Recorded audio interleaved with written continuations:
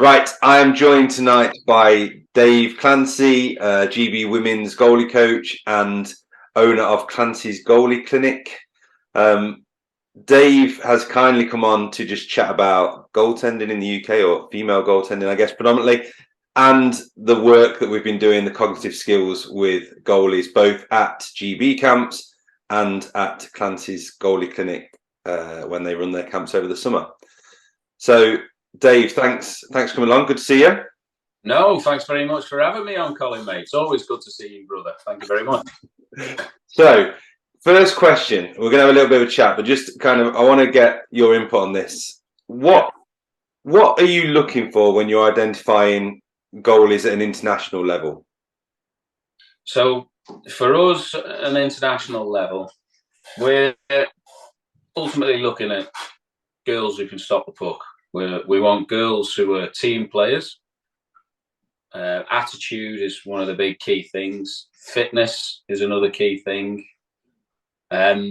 Awareness of the game and understanding of the game, because it's changed and developed over the last few years. The game's faster, it's more structured, there's more skill-based technical analysis within there. And we want a goalie who's adaptable, So you want to be able to give a goalie an insight into what they're doing, but for them to have the self-development built into them so they can actually see the videos and evidence that you put in front of them, and then they can coach themselves in a way, not just rely on you to come with suggestions. And you need that basic openness and honesty between yourself and a goalie. That's kind of what we look for. And we look all over the world for these girls as well. So it's not just here. So we got together, I can't remember when it was, at the first GB Girls Development Camp. Yeah, that's right. When was that? I think like an age ago. That was early on in the year. So I've got to think it was about May, June this year. Yeah, it seems long. It seems a really long time ago for some reason. So, and we'll be looking again to do it again for next year. So 2023, we'll do another one, but hoping to try and do it a little bit differently this time. So there's more time for goalies to take things in and stuff. So more of an elongated camp more than it is just like a day clinic, if you say what I think. So. And how many was there? Can you remember? Was it about 14, 16, something like that, girls on that? Yeah, 15, 16 girls. I think there was only one that was unable to make it. And they were ranging from like 13, 14? No, we had some really young girls as young prospects. And they were ranging down as, I think it was 11, I think was the youngest, or 12, my youngest. And they're for future prospects, that we can develop over the next few years to then move and push up and see what it's like to go into the 16. So the idea is you get hold of them now at a young age and you can see their development and their pathway. And if they've got any anomalies or things that are lacking in their game, you can try and pick up on it now. So in the future, they can address it and just become all-round better goalies and people. And obviously, as part of that camp, we ran a cognitive session with them. We did put them through their pace a little bit. What was the feedback like from kind of I guess two parts really. One, the coaches, because a lot of the coaches had probably not seen that sort of thing before. I know you had, and you kind of championed to get me in there, so I appreciate that. What was the feedback like from the coaches and also from the girls when they'd kind of gone through that? All right, so we asked for a feedback form to the girls, and I think we had like a 99% response back to us on what they thought of it, and every single one of them were just blown away with what you're able to offer at MG1. Now, I saw the potential in it, along with my brother, who also owns Clancy's Goalie Clinic, Mike. And hi, Mike. Sorry. we both saw what you can offer with regards to, it's not a mental training as some people think it is. They think that what you offer is you'll be able to take a goalie and all of a sudden give them the greatest confidence and empowerment in the world to go out there and prove that they're the greatest goalie in the world. And it's not about that. what you get to offer people is something that is so unique and niche, but it's so on point for goaltending. It's hand-eye coordination. It's actually reading what your eyes are seeing. It's giving goalies and people evidence of what you think you're seeing. Well, hold on a minute. I've actually got cameras that are looking in your eyes that are telling me you're not seeing that. You're actually wandering and looking at other things. Yeah. It's the memory, it's the rapid eye movement, all those things that you require to take your goaltending to a higher level again. And we all know that. What is it? What's the phrase when you say your hand-eye coordination? If you learn to juggle, does it increase by something like 15%? Is it, or 20%? Your hand-eye coordination? Yeah, they say so. And so, 15, yeah. If you can do that, but then you can do it whilst, not to give all the tricks of the trade away that you do, but with the shutter glasses, with the coloured combs, the identification, the reading of text at the same time as trying to catch something or react, catching certain coloured balls to be able to look down, find out which bucket they go in, and catching, balls that glow certain colours. You can only catch left hand, certain ones you can only catch right hand, or catch them together if they're another colour. It's phenomenal for me. I think it's a really big game changer for goaltenders in Britain. Yeah, I think so. To summarise that, I mean, it's about cognitive overload. That's kind of what you're trying to do. So when you practice hand-eye, or you're trying to improve a goalie's hand-eye, very rarely is that the sole thing that's going on in the situation, right? So that's not all they've got to think about, and that's the key thing here. Is that when you stand against a wall and you kind of like do the whole Steve McQueen in the cooler kind of, this action, and you go, yeah, I'm working my hand-eye. The reality is that in a game, that's not how hand-eye works. You don't just think about the ball coming back to you off a wall or coming to you off a stick. You've got which way they're skating, what's the situation in the game, how many minutes are left, are we on the power play, is there a potential pass instead of this shot? It's not just one-dimensional. And when you then add a cognitive overload into a hand-eye drill, and you, like you say, some of the examples you gave, that's a nearer replication of game-like scenarios because you've got more than one thing to think about. And once you get good at being able to process that and organize it and react to it, then your on-ice performance becomes better. And I think we're seeing slowly, is this fair to say from your side, it was probably a bit of a slow burner at the start, a bit of a like, this is new, this is a bit weird, this is a bit sciencey, but now it seems to be gathering a bit more momentum. Would you agree? Oh, without a doubt. I mean, like I said before, some people thought that what you were doing was giving a goalie this understanding that they were getting mentally stronger in regards to, I'm so amazing.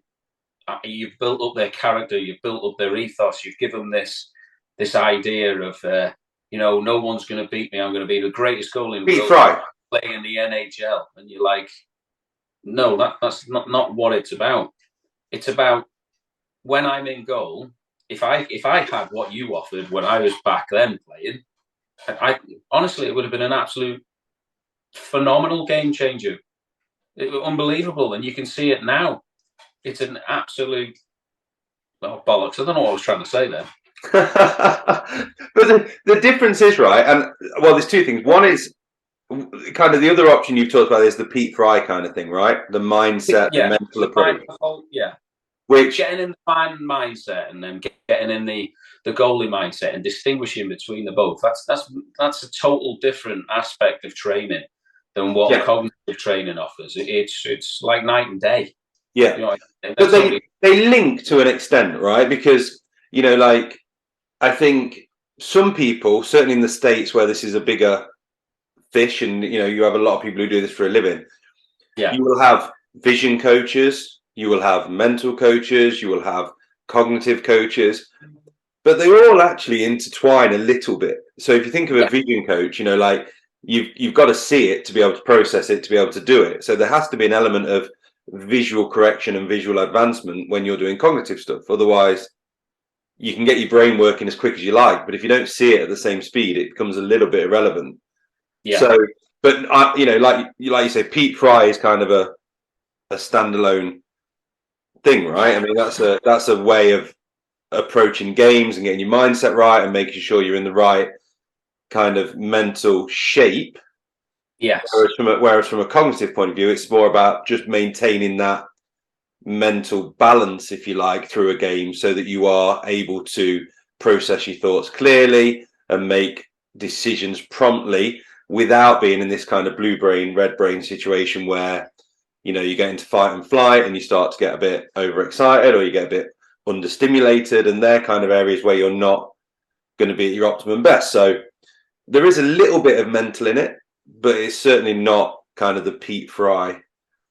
That's what, and that was the issue at the beginning. Is everyone thought it was going to be, you know, the whole change of the mindset to make goalies be able to get in the moment. That was what I was trying to say before. Yeah, And be ready for the game and get themselves switched on and have like a certain tick that allows them to get ready for it. It's not about that. What you can train with regards to the cognitive training is different. Yes, Pete Fry can train you. Yeah, I am the greatest goalie. I am a brick wall. You tell yourself that and you go into the game and you play that way. But what the cognitive training does is I'm now on my post, the puck's in the corner. I look out in front and I can see a player. Okay, next thing he gets past to that player, but that player beats me. And I'm like, hold on, you know, mentally I've told myself I'm a wall. But the cognitive side of it is, okay, there's a guy in front. Okay, is he open to the shot? Is he side on? Is he left-handed? Is he right-handed? And that's the difference in the cognitive training. I can take all those small, minute details into my game.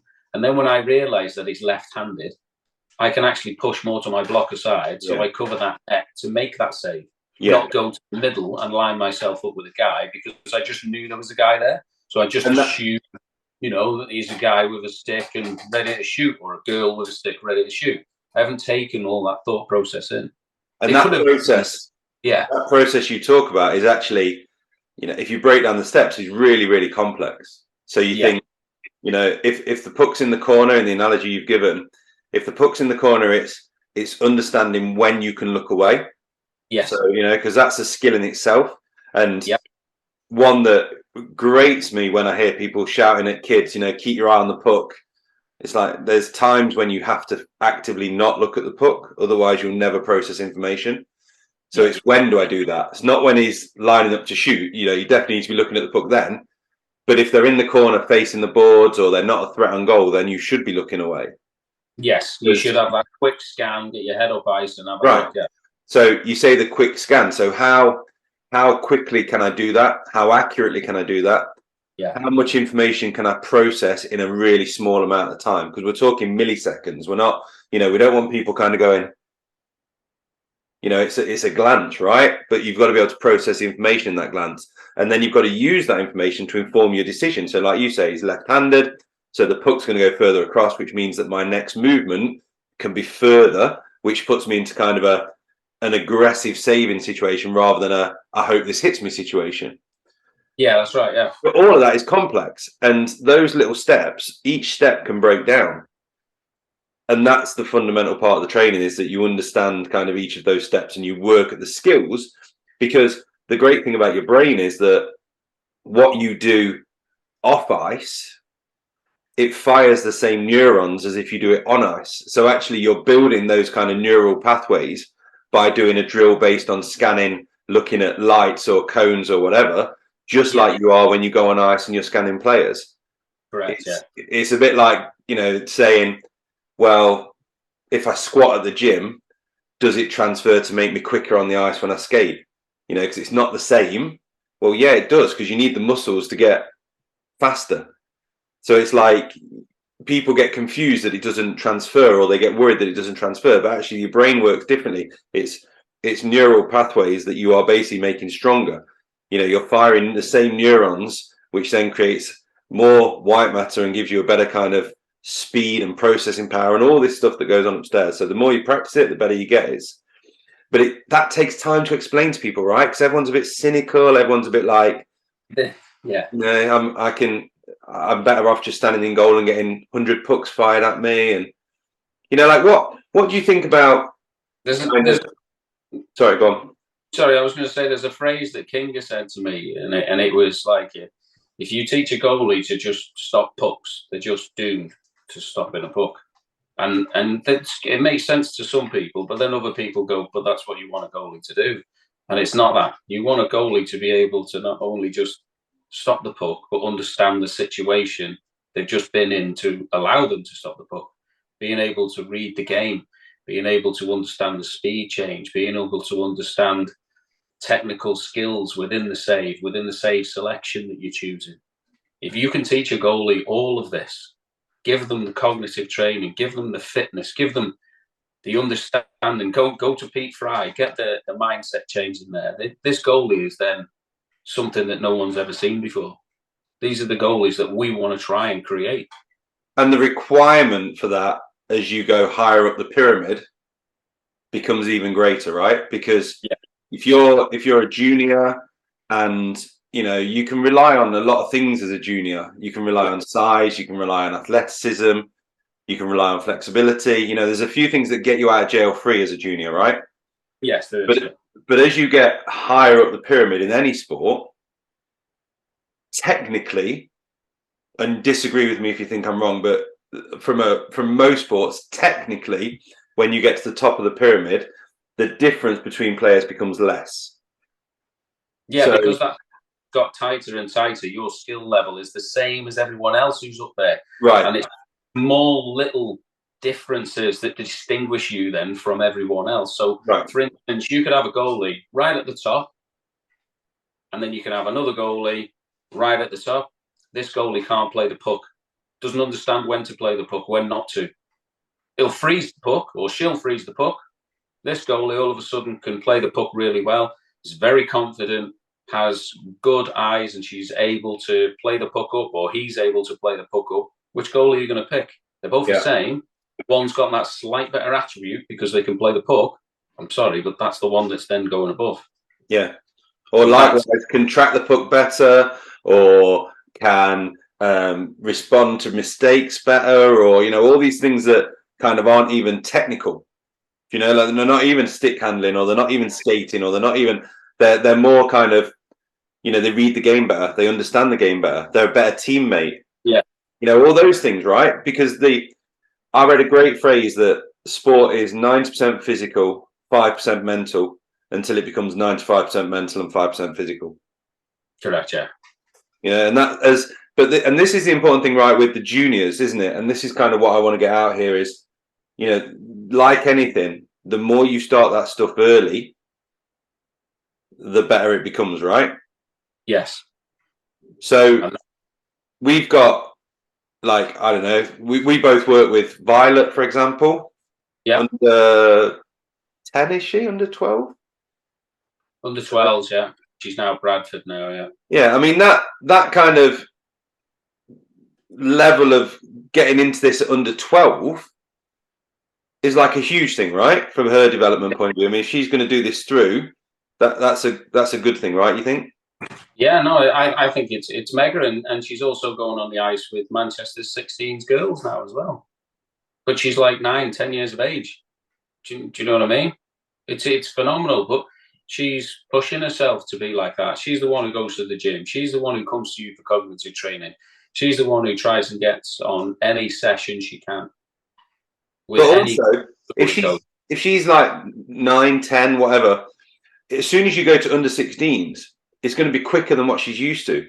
So her processing speed's got to be faster. The puck's going to move quicker, so her vision's got to be better. She's going to face quicker shots, so her reactions have got to be quicker.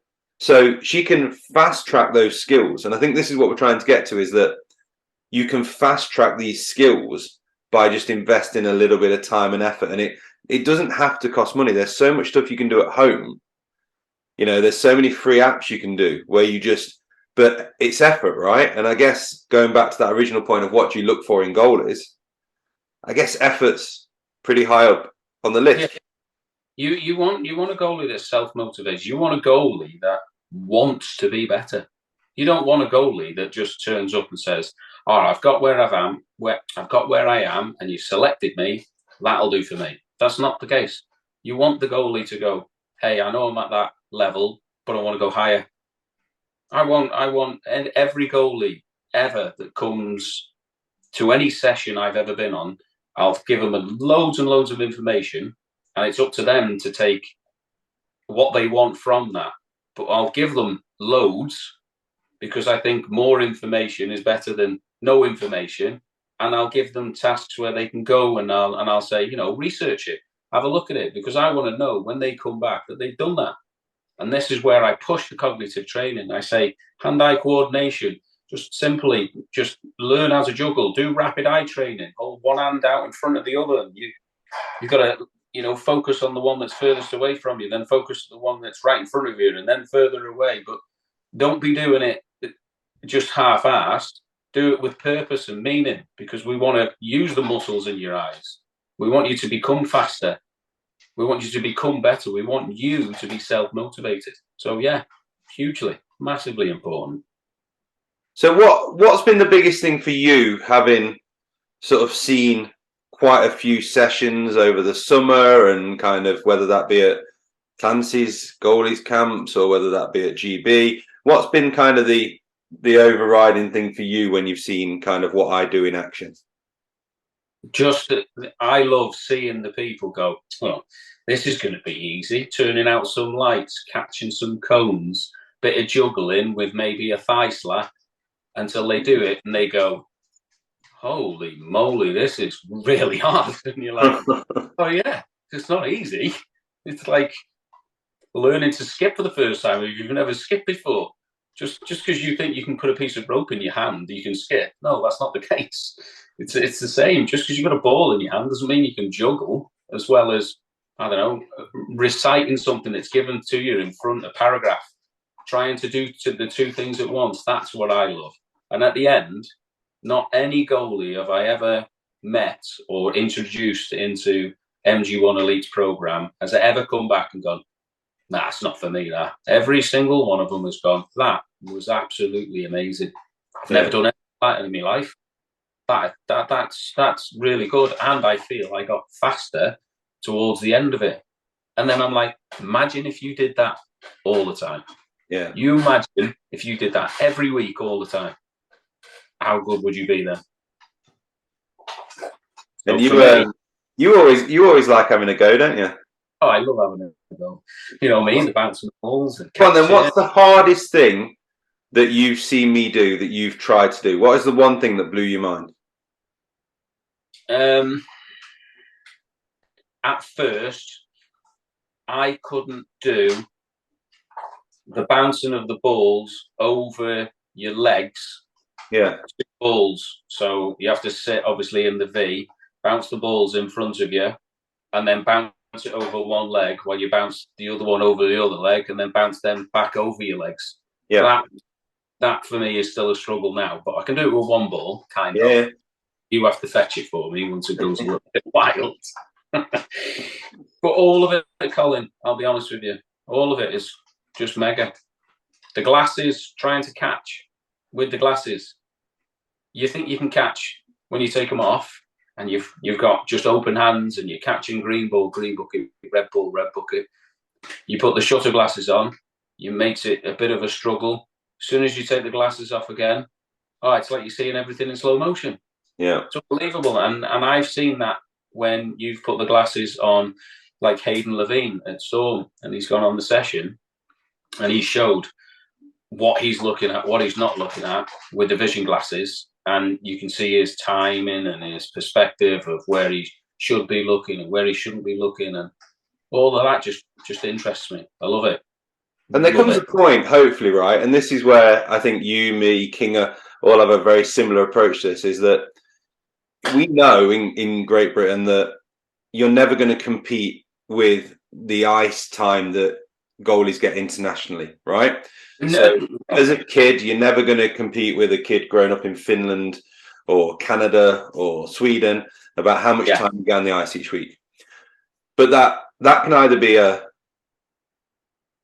real negative, or it can be an opportunity, right? So if you've not got as much time on the ice, then you've got more time to do other stuff. So why can you not be more flexible than a kid that's grown up in Canada? Or why could you not be more have better explosive power than a kid who's grown up in Canada? Or why could you not be better cognitively or visually or mentally than a kid that's grown up in Canada? And I think you have to embrace it that way a little bit, right? That you can't change ice. We're not going to build a million ice rinks and all be skating on ponds every February, and it's just not going to work, right? You have to find a way of bridging that gap. And I guess from an international point of view, that's really important. It is.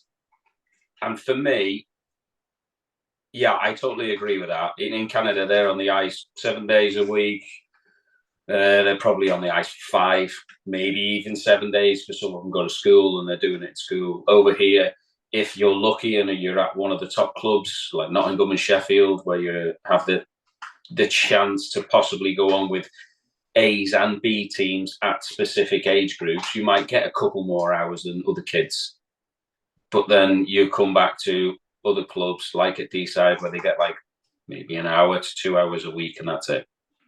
So without that, you've got all the other time to do other things. Like you're saying, they can go to the gym, they can go and do, for goalies, I tell them to do table tennis. I tell them to juggle. I tell them to come and do some cognitive training of some description. I tell them to go and have a look at the game itself, understand the game, go and watch NHL games. And while you're watching the NHL game, pause it and then see if you can see patterns. Play it, rewind it, pause it, and you'll start to see certain breakouts are the same way, certain plays. And then when you come back to your own game, 9 times out of 10, you can see those plays develop ahead of time in your actual own game. So you know where the shot's coming from before it's even got there. Yeah. You start to adapt and train, and 100% you can do all these sorts of things. Britain is not funded and supported like Canada and USA and Sweden and Finland by the government. All of us do the coaching for GB, it's voluntary. We do it again for England, voluntary. You do it for conference, voluntary. You do it for club, voluntary. If we were Canadian, we'd all be getting paid for this. Yeah. It'd be a full-time job. But that, unfortunately, isn't the way it is. And then with players, if you're good enough and you get to that elite level, you'll probably get paid to do that. Well, in this country, again, you're not getting paid. You're not getting that money. You're not getting that funding. The only time you end up getting paid is if you've made it in a high enough league. And to get in that high enough league, you've got to put the effort in. Because you're at the top of the pyramid, but you've got to distinguish yourself from the other people who are at the top of the pyramid with you. Yeah. And it's that stuff away from the ice that nobody sees, isn't it? That whole champions are made where nobody sees kind of mentality. And I think that it's interesting actually, because Kinga and I were doing a webinar for his academy on Monday. It was a very similar theme, and it's like sometimes you've got to embrace the grind, right? You've just got to learn to love that part of the game, because actually, if all of your love is just the hockey, there's not that much hockey. Like like you say, it could be 2 hours a week for some kids. Yeah, no, 10 games a year. So you've got to love the other stuff that creates that bigger kind of performance wheel, if you like. The technical stuff is great, and you'll learn that when you train, and the tactical stuff is really important, and you can learn that by watching NHL and seeing those games and those patterns. And the physical stuff is really important, and you can go to the gym and you can do all that. And then the mental element as well. And if you learn to embrace kind of all 4 areas of the performance wheel, and you go, right, I'm gonna love this all, not just the 2 hours a week I spend on the ice. Yeah. Then it becomes a much more enjoyable experience, right? If you look at it as, I get 2 hours of fun and then I have to do like 8 hours of hard work. Yeah. That won't last. No. And it's like when you get, if you were just, say, for hockey instance, now, you want to skate. If you went on just your hockey sessions and that was it, you'd be doomed to fail, because you need to go on general session skating. You need to play other sports like football, because in hockey, you could be running down, you could be skating down, and someone coming towards you. And like in football, like in rugby, you've got to throw a shoulder one way or the other way. You taught that in other sports. which you can then utilize into your hockey. So having played another sport, the skill that you've learned in that is transferable to another sport. And this is what we're saying. It's not just go in goal and train yourself that way. Go and do the cognitive training. Train yourself to do other things. Go and do a little bit of table tennis. Go and do a little bit of badminton. Cricket. Cricket. Do lacrosse. Even golf. Anything that involves doing something different with your body that'll offer you benefits as being a goalie. Like, I don't know how many times I've spoken to a goalie when they said to me, "Oh, how do you do the splits?" And I'm like, okay, you have to become supple in your muscles. Have you ever tried yoga? Have you ever tried Pilates? And they go, "Oh, I'm not doing that." And I'm like, really? Yeah.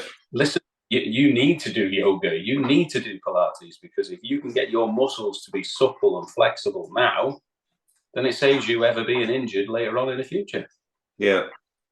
Because you've got that core strength, you've got that built in, you've got that muscle memory, you've got that flexibility. All these things. And I'm guessing there's not many top level goalies that can't do the splits. No. I would imagine. It's one of those prerequisites, isn't it? And I think, again, you get back to that whole mentality of training for the level you want to be at, not the level you're at. And I think this is another thing that we're slowly getting our head round in ice hockey, where just because you play under 12s now doesn't mean you're always going to play under 12s. No. So when you get to under 16s, the game's going to be quicker, just naturally.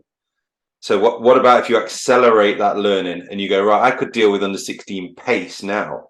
You know, Formula One's a really interesting sport, right? So do you ever watch that Drive to Survive? You ever seen that on Netflix? The behind the scenes documentary. Yeah. So you'll always see on that, they'll be focusing on a particular driver, and then they'll have somebody with them, usually with some blaze pods. Right? So they all have their own cognitive skills coach. Every F1 driver has a cognitive skills coach. And the reason being is, when you're going at 250 mile an hour, 300 mile an hour, I don't know how quick they go, but they're pretty quick, right? Yeah. Those decisions that you're making come at you much quicker than if you're driving 70 miles an hour or 80 miles an hour. Yeah. So subsequently, you couldn't just go, right, Dave, you've never crashed your car, jump in this Red Bull and go around Monza.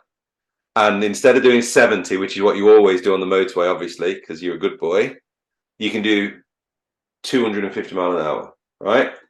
Well, your brain would not, and your eyes would not be able to cope with that speed from a decision-making point of view. Because you know at the minute, if you're driving down the motorway, you've got an X amount of time before you have to make a decision. But if your speed is multiplied by 3, that decision-making time becomes divided by 3. Right, so suddenly you're like, shit, I need to be able to react quicker. So that's why they train their cognitive skills, because it's not just the fact that, well, I can drive at 70 miles an hour, so if I drive at 130 I'll be all right, and then I'll drive at 170 and I'll just get gradually quicker and it'll all catch up. It doesn't work like that. You have to train it to get quicker, and it's exactly the same thing for goalies. If you're playing at, I don't know, NIHL 2, and you get you take someone like Alex Oldale, right, who's playing at Blackburn NIHL 1, are they? Yeah. And then when we were at the Storm and he was on the ice, it's like, it's quicker. And he was saying to me, he was going like, it's just quicker, just like, less decision-making time. Sometimes I just don't see where the puck is. And just all these things that every goalie would say. It's nothing against Alex, is what everyone would say. No, but even the boys who are on the session now with them, the pro boys, like Levine, like Jeremy Brodor, they'll say to you, so sometimes I don't even see it. All I know is that I've developed that skill at playing at that level and pushed myself, that now I know if he's at a certain angle and he's going to release the puck, I can adjust myself so I get a piece of it. You play the percentages. And then what I'm doing then, after playing the percentages, as you just stated, I can make the save and I can recover and make the second save. Yeah. And I find that more and more in today's game. It's not about the first save. It's not even about the second save. I would even go so far as to say it's more about the third, fourth save. For example, someone coming down the glove side, they don't no longer try and shoot top glove anymore. Where do they commonly shoot? If they're coming down your glove side, they'll try and shoot for your low blocker pad because they know it's coming off there and getting kicked out in front. Yeah. So now as a goalie, okay, I've got a chance of it hitting my pad, so I need to slightly adjust myself, either get my stick on it if I'm able to, or if not, and it comes up, I'll be able to try and push my leg into it to deflect it, but give myself enough time that I can then push over from my glove leg side, so my left leg inside edge, to transfer into where that rebound's going, to give myself that percentage chance of saving the second one. And it's that understanding and that skill and that, like you say, the timing and the quick thinking to allow yourself to be adaptable to these situations. And if you don't, then you're doomed to just kicking that puck right out on someone's tape and then sticking it in a goal because you're still facing the wrong way.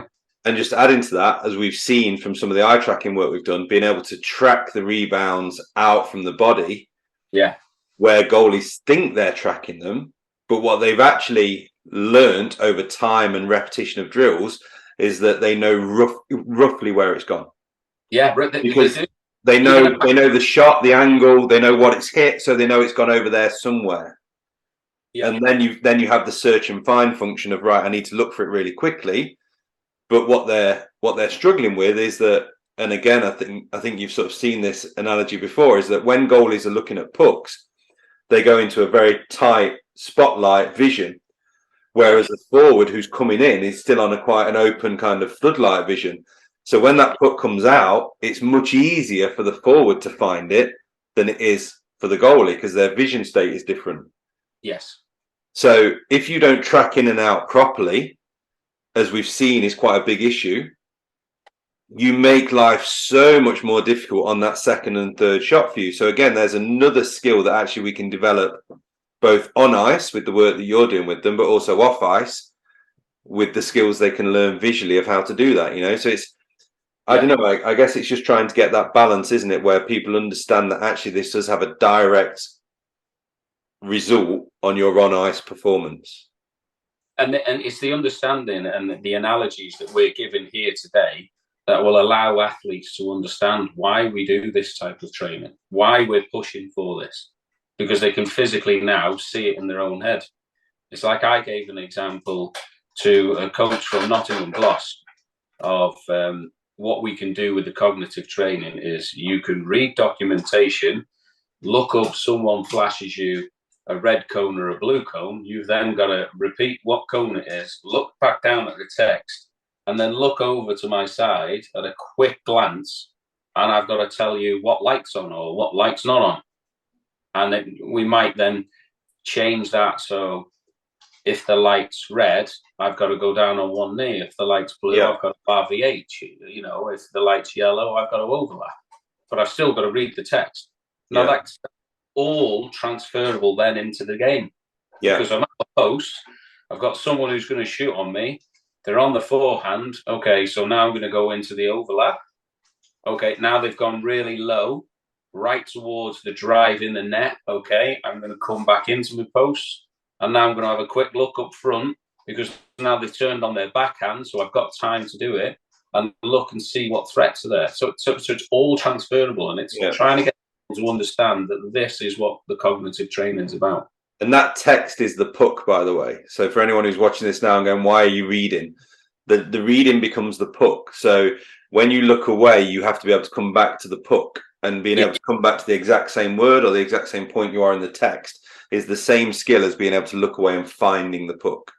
So that's why we use text, because it's really easy to see when people get it wrong because they stutter and mumble, and you know, and Charlie Henry gets all stressed and starts throwing his paper at everybody. And but you know, that's why we do it. So that's just in case anyone's thinking, why are you making them read? It's not it's that. Well, they've also got to be able to read as well. We do. Yeah, which is difficult for some goalies, right?